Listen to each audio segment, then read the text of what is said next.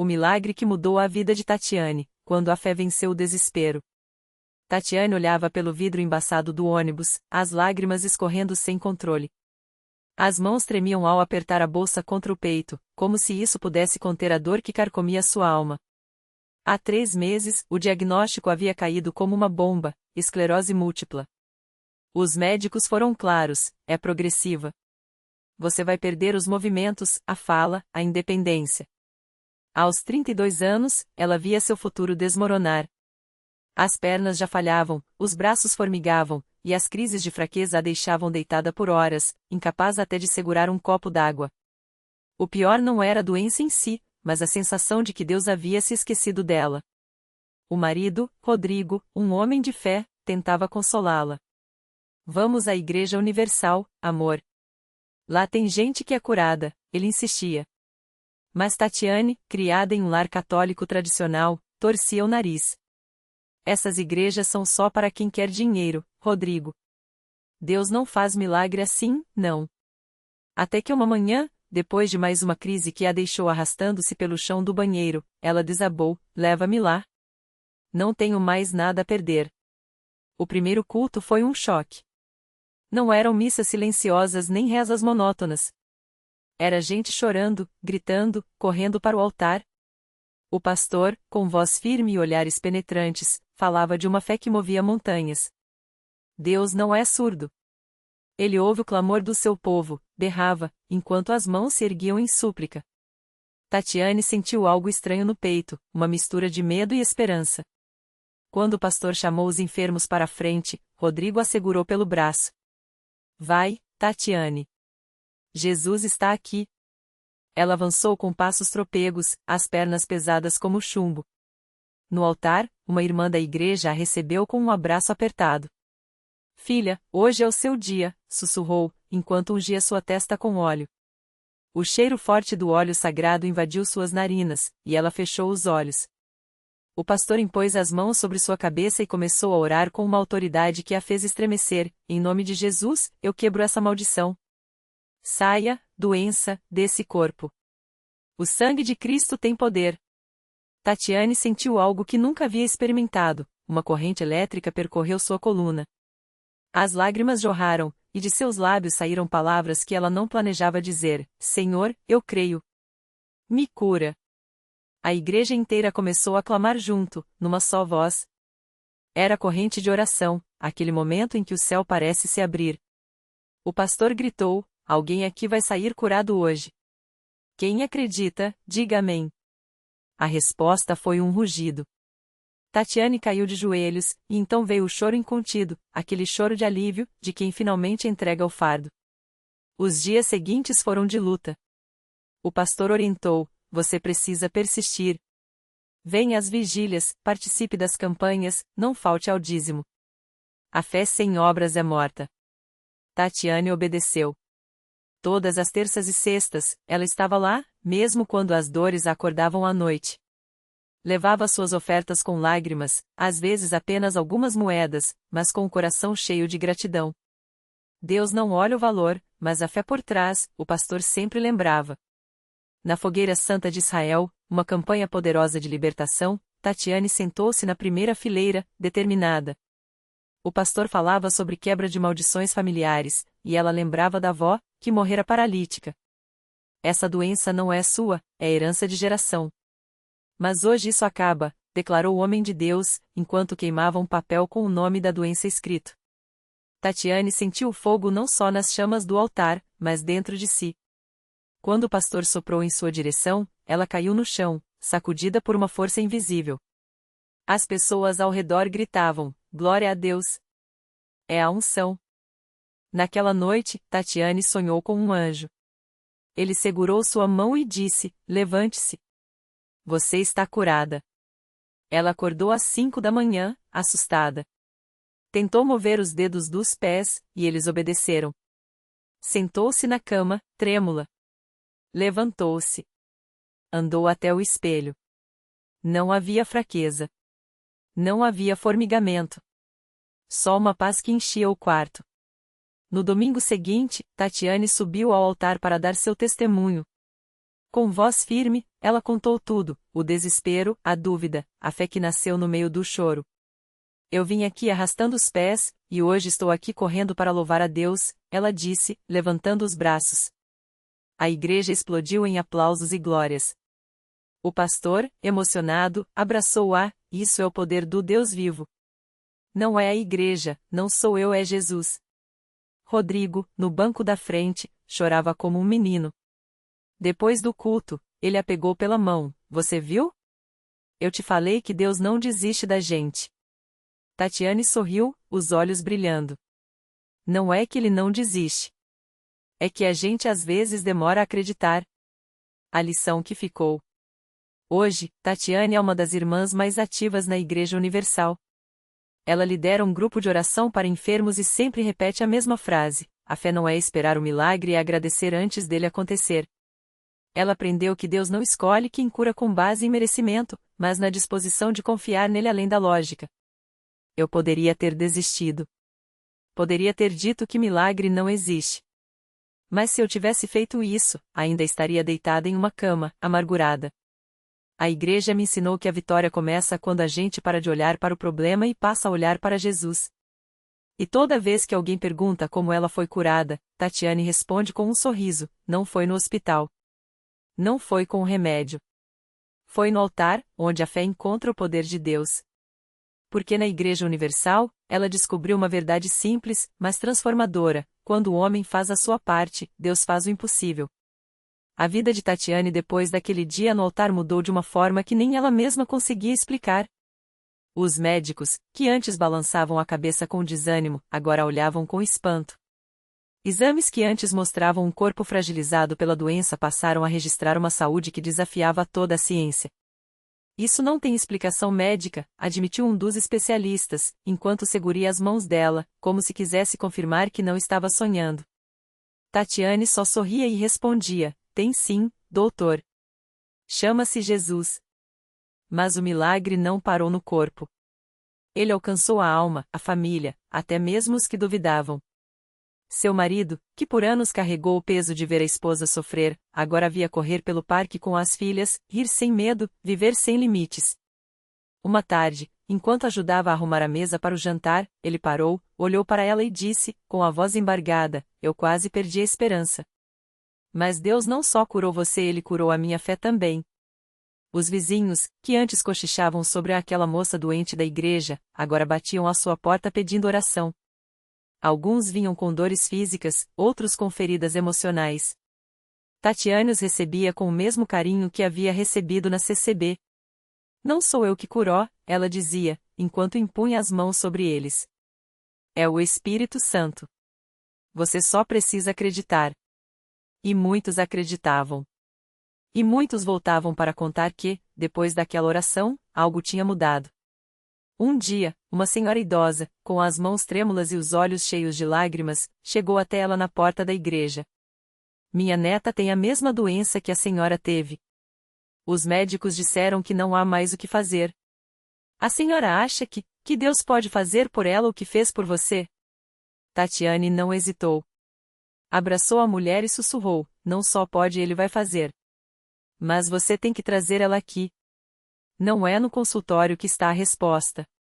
É no altar. E assim, a história de Tatiane virou um rio que não parava de correr. Cada vida que ela tocava se tornava mais um testemunho de que Deus ainda opera milagres nos dias de hoje. Ela passou a frequentar as reuniões de cura na CCB não mais como uma necessitada, mas como uma guerreira. Às vezes, o pastor a chamava para dar o testemunho, e ela subia ao púlpito com a Bíblia na mão e o coração transbordando. Eu já estive no lugar de quem está sofrendo, dizia, olhando nos olhos de cada pessoa. Mas se Deus fez por mim, Ele fará por você também. A única coisa que Ele pede é que a gente não desista. Os anos passaram, e o que era uma história de dor se tornou um legado de fé.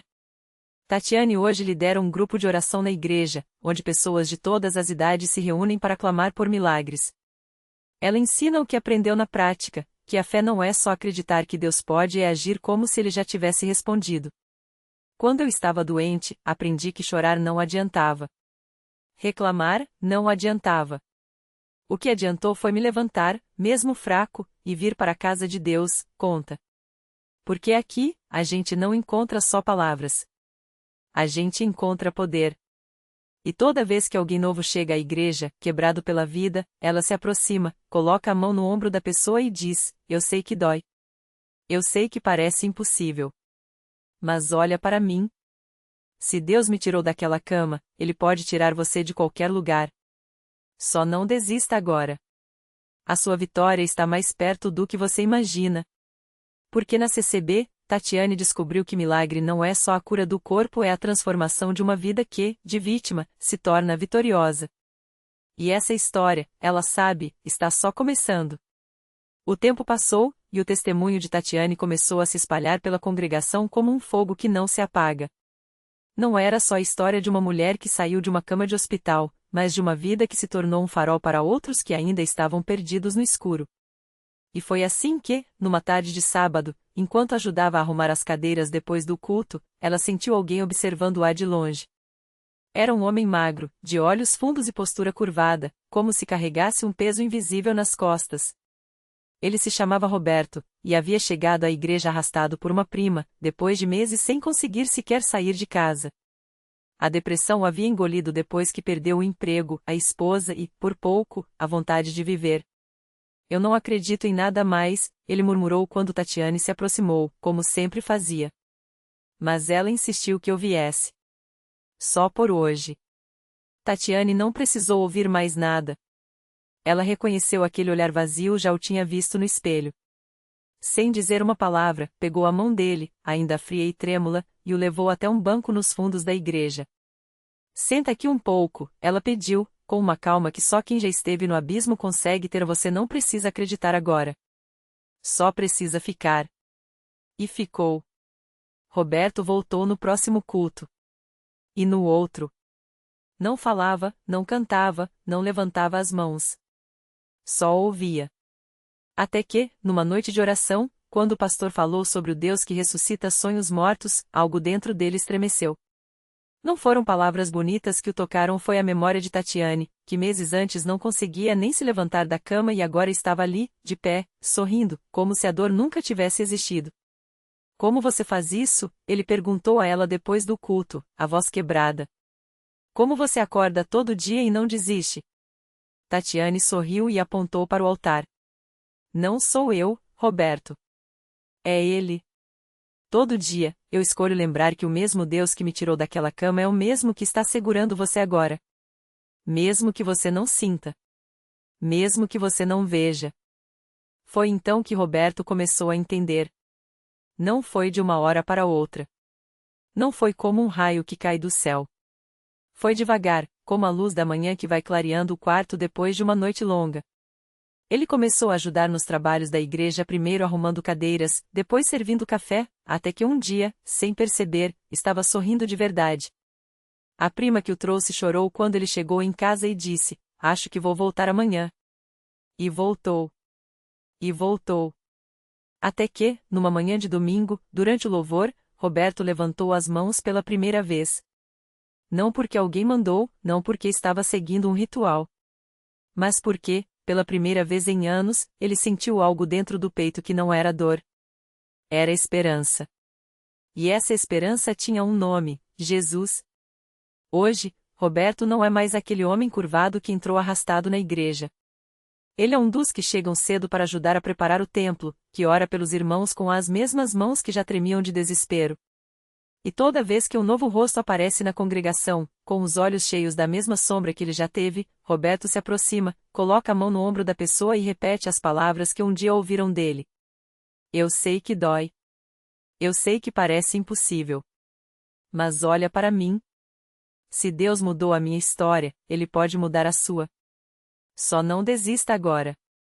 A sua vitória está mais perto do que você imagina. Porque na CCB, Tatiane e Roberto aprenderam que milagre não é só o que acontece no instante, é o que Deus faz quando a gente decide confiar, mesmo que seja um passo de cada vez. E essa história, eles sabem, não é só deles. É de todos que, como eles, um dia entraram quebrados e saíram transformados. E o melhor de tudo, ainda está sendo escrita. Naquela mesma semana, enquanto Roberto compartilhava seu testemunho na reunião de jovens, uma moça chamada Ana sentada nos últimos bancos não conseguia conter as lágrimas. Ela tinha chegado à igreja arrastada pela prima, depois de meses trancada em casa, se culpando pela morte do filho em um acidente de carro. Foi minha culpa, repetia para si mesma todas as noites, enquanto as paredes do quarto pareciam fechar-se sobre ela. As palavras de Roberto ecoaram como um grito no meio da sua dor: se Deus mudou a minha história, Ele pode mudar a sua. Ana não sabia, mas naquela noite, enquanto orava em silêncio com a cabeça baixa, uma irmã de fé chamada Marisa, que já havia perdido um filho anos antes, sentiu o Espírito Santo tocá-la para se levantar. Sem hesitar, ela caminhou até Ana, ajoelhou-se ao seu lado e começou a orar com uma autoridade que só vem de quem já viu Deus agir no impossível. Senhor, o Senhor é o Deus que ressuscita o que está morto, até os sonhos, até a esperança, até o coração dessa filha tua, clamou Marisa, enquanto as mãos tremiam não de medo, mas de uma fé que arde como fogo. Foi então que Ana sentiu algo estranho, uma paz que não fazia sentido. Não era alívio, não era esquecimento, era como se uma voz sussurrasse em seu íntimo: você não está sozinha. E isso não é o fim. Nos dias seguintes, ela voltou. E voltou de novo. Cada culto era um passo pesado, mas cada louvor, uma corda que a puxava para cima. Até que, numa sexta-feira de jejum, enquanto a congregação orava pelas famílias, Ana quebrou. Chorou como nunca, mas dessa vez, não era desespero, era entrega. E quando abriu os olhos, viu algo que a marcou para sempre: dezenas de mãos estendidas para ela, irmãos e irmãs que nem conhecia, mas que oravam como se sua dor fosse deles. Meses depois, Ana estava de pé diante da mesma igreja, não mais como uma sombra, mas como uma mulher renovada. Ela não tinha todas as respostas, a saudade ainda doía, mas agora carregava algo que nenhuma tragédia poderia tirar: a certeza de que Deus não apenas vê as lágrimas, como as transforma em sementes. E assim como Roberto e Tatiane, ela também começou a estender a mão para outros que chegavam com o coração em frangalhos. Porque na CCB, os milagres não são apenas as curas instantâneas que emocionam, são as vidas que, aos poucos, vão se recompondo como um vaso de barro nas mãos do oleiro. São os olhares que voltam a brilhar, os sorrisos que ressurgem, as famílias que se reencontram. E o mais lindo é que, quando uma história assim se multiplica, vira um coro, de vozes que já foram silenciadas pela dor, mas que agora cantam, juntas, a mesma canção: Ele é fiel. Sempre. Naquele mesmo ano, enquanto a história de Marisa se espalhava como um perfume suave entre os irmãos, outro milagre começava a tomar forma nos bastidores da igreja.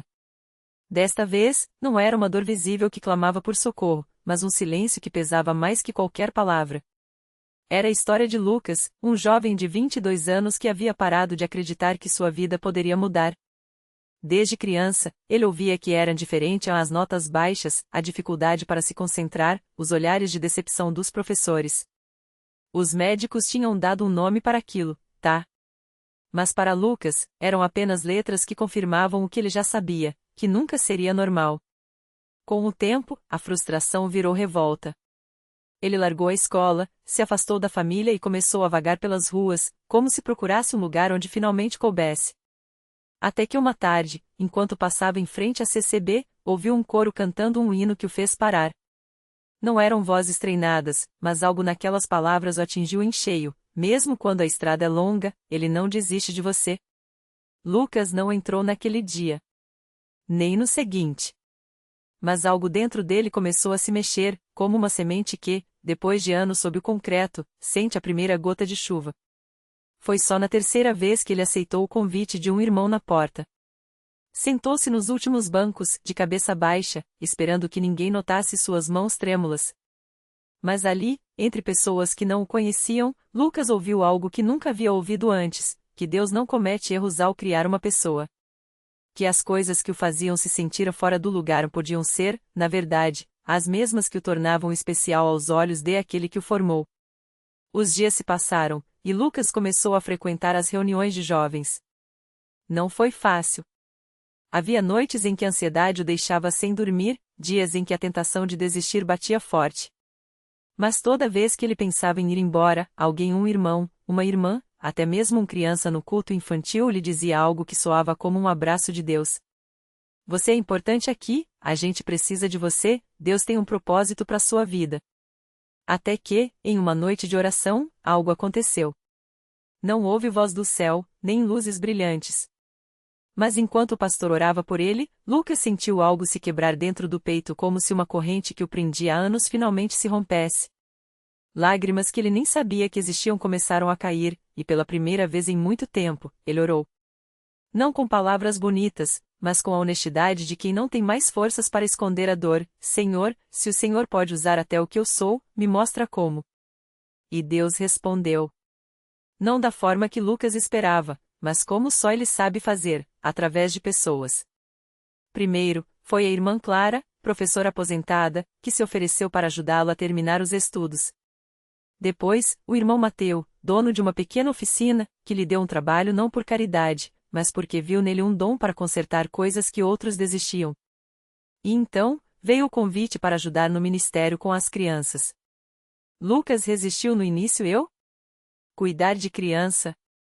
Eu mal consigo me organizar. Mas quando viu o brilho nos olhinhos de um menino que, assim como ele, tinha dificuldade para prestar atenção, algo mudou. Hoje, quem vê Lucas à frente do grupo de jovens, compartilhando sua história com uma mistura de humor e emoção, não imagina o caminho que ele percorreu. Ele ainda tem dias difíceis, o não desapareceu, mas agora ele entende que não é uma limitação, e sim uma parte de quem ele é. E o mais incrível: aquela mesma dificuldade em que o fez se sentir excluído agora o ajuda a enxergar quem está à margem. Ele se tornou uma ponte para outros jovens que, como ele, achavam que não tinham lugar. Na CCB, Lucas aprendeu que milagre não é só o que muda de repente, mas o que Deus vai moldando com paciência, como o oleiro que não desiste da argila, mesmo quando ela resiste. E assim, mais uma vida que parecia perdida se tornou um testemunho vivo de que, nas mãos de Deus, até as histórias mais quebradas podem se transformar em algo lindo. Porque é assim que ele age, não apagando o passado, mas usando até as cicatrizes para escrever uma história nova.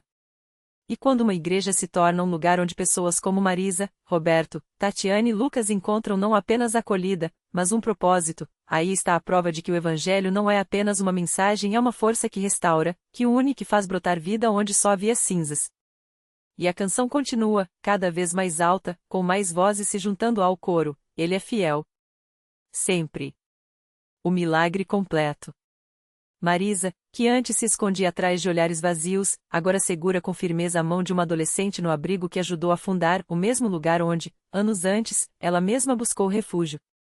Roberto, cujas mãos tremiam ao segurar uma garrafa, hoje constrói móveis que sustentam sua família e carrega nas costas o filho que pensou nunca merecer.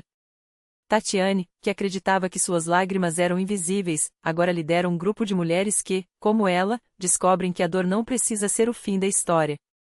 E Lucas, o menino que roubava para comer, hoje ensina outras crianças a sonhar além das ruas, com um violão nas mãos e um sorriso que ilumina o bairro. O milagre não foi apenas a mudança deles, foi a cadeia de graça que se estendeu através de suas vidas. A igreja que os acolheu não ofereceu apenas pão ou palavras, mas algo mais profundo, um lugar onde suas histórias quebradas foram costuradas com fios de esperança, tecendo um tapete onde outros pudessem pisar sem medo de cair. Reflexão final. Deus não apaga as cicatrizes, ele as transforma em mapas. Cada marca conta de onde viemos, mas não determina para onde vamos. O verdadeiro milagre não é a ausência de lutas, mas a presença dele nelas, moldando, restaurando, fazendo brotar flores até no asfalto rachado.